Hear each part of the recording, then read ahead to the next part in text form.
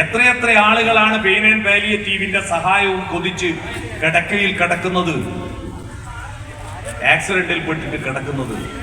അതിന് മുഴുവൻ കാരണം ഈ ഡ്രൈവർമാരുടെ അഹന്തയാണ്. അന്നത്തിന് പഞ്ഞമില്ല, സ്വർണത്തിന് പഞ്ഞമില്ല, മന്നിതിൽ കരുണയ്ക്കാണ് പഞ്ഞം.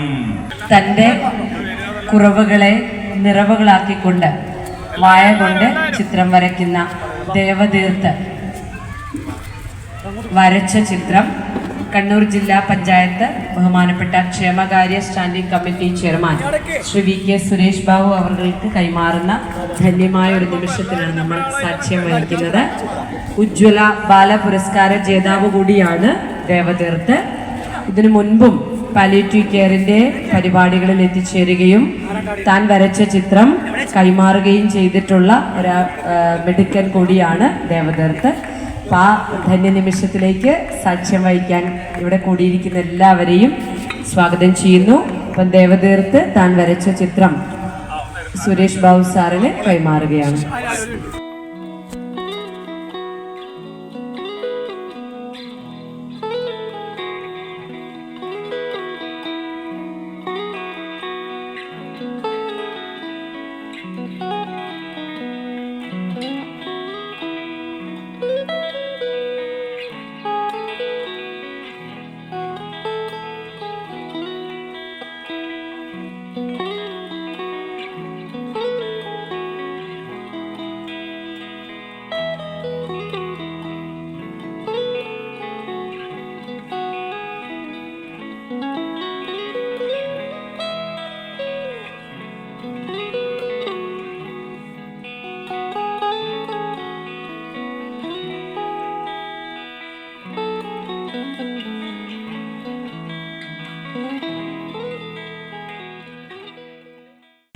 വികലാംഗർ എന്നൊരു പദം നിരോധിക്കപ്പെട്ട് വിശിഷ്ടാംഗർ എന്നൊരു പദം അന്വർത്ഥമാക്കുന്ന ഒരു സംഭവമാണ് ഇപ്പോൾ ഇവിടെ കണ്ടത്.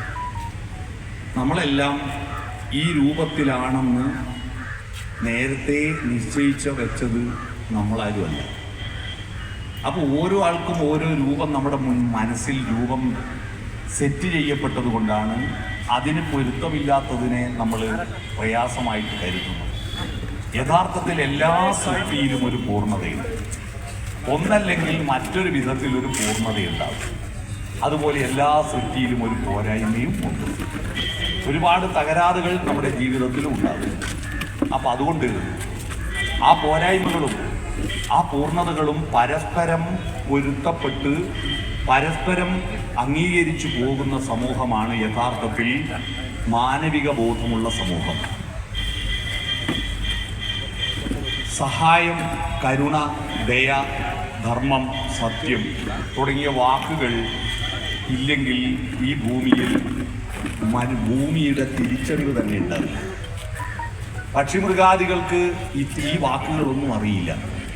അവർക്ക് ഭക്ഷണം, വിശ്രമം, ഉറക്കം, ഇണചേരൽ ഇതല്ലാതെ മറ്റൊന്നും അവർക്കറിയില്ല. മനുഷ്യന് മാത്രമാണ് ഈ പ്രപഞ്ചവും ചുറ്റുവട്ടമുള്ള ലോകവും അതിനിട്ട പേരുകളും. ഈ ഭൂമിയിൽ എല്ലാറ്റിനും പേരിട്ടത് മനുഷ്യനാണ്.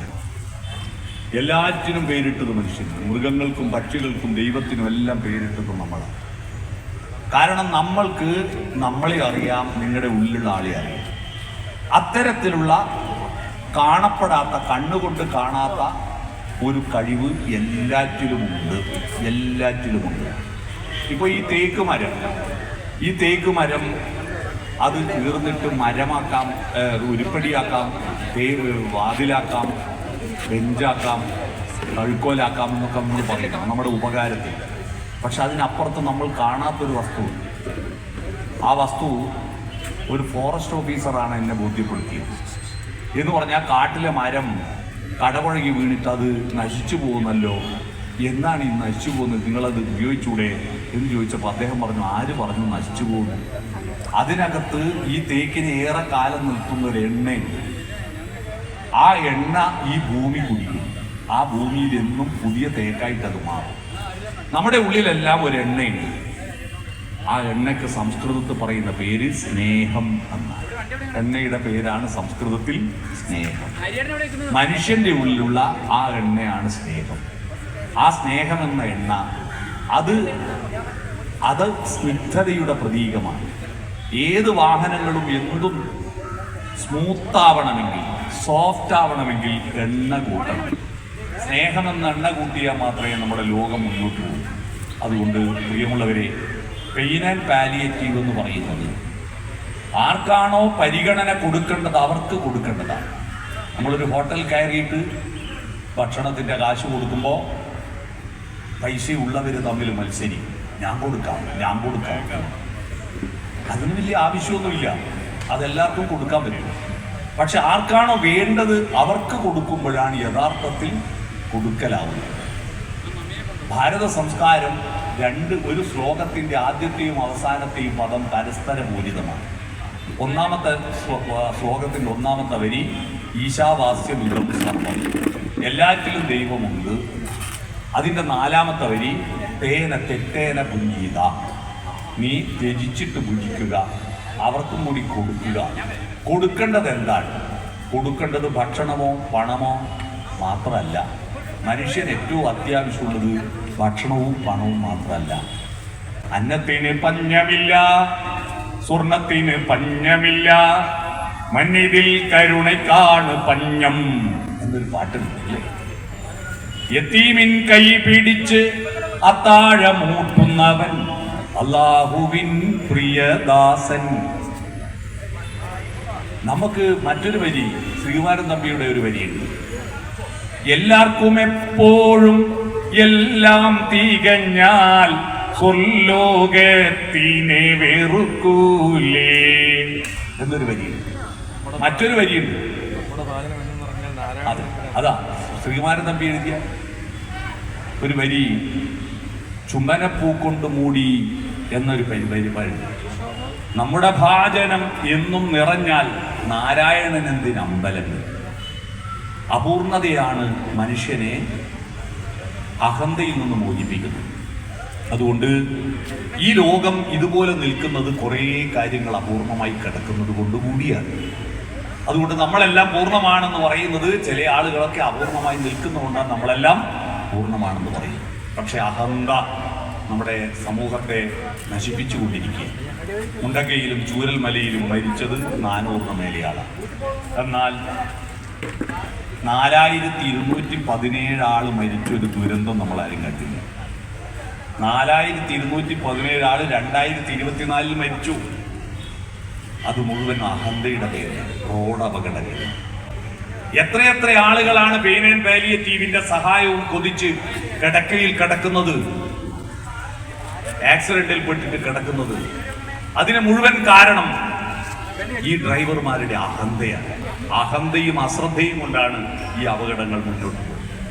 ഈ 4217 280 ആൾ മരിച്ചതും ഒരു കൈ ഒന്ന് ചലിപ്പിക്കാനുള്ള തയ്യാറെടുപ്പില്ല.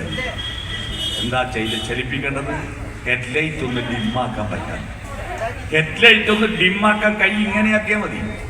അതിന് മടിച്ചിട്ട് ആണ് ഹെഡ്ലൈറ്റിൽ പെട്ടിട്ട് മുമ്പിലത്തെ കാഴ്ച കാണാക്കിയിട്ട് വാഹനത്തിൽ പോയിട്ടും മതിലിന് പോയിട്ട് ഇടിച്ചിട്ട് 287 ആൾ മരിച്ചത്.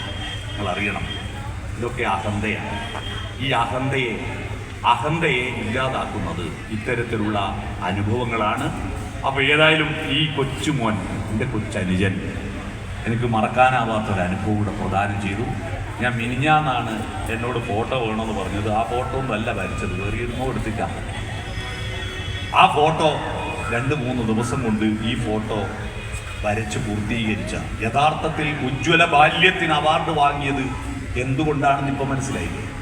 ആ മോനും അവൻ്റെ കൂടെയുള്ള അമ്മയ്ക്കും അവൻ്റെ കുടുംബാംഗങ്ങൾക്കും ഞാൻ എൻ്റെ ഹൃദയത്തിൽ തൊട്ട നന്ദി പ്രകാശിപ്പിക്കുന്നു.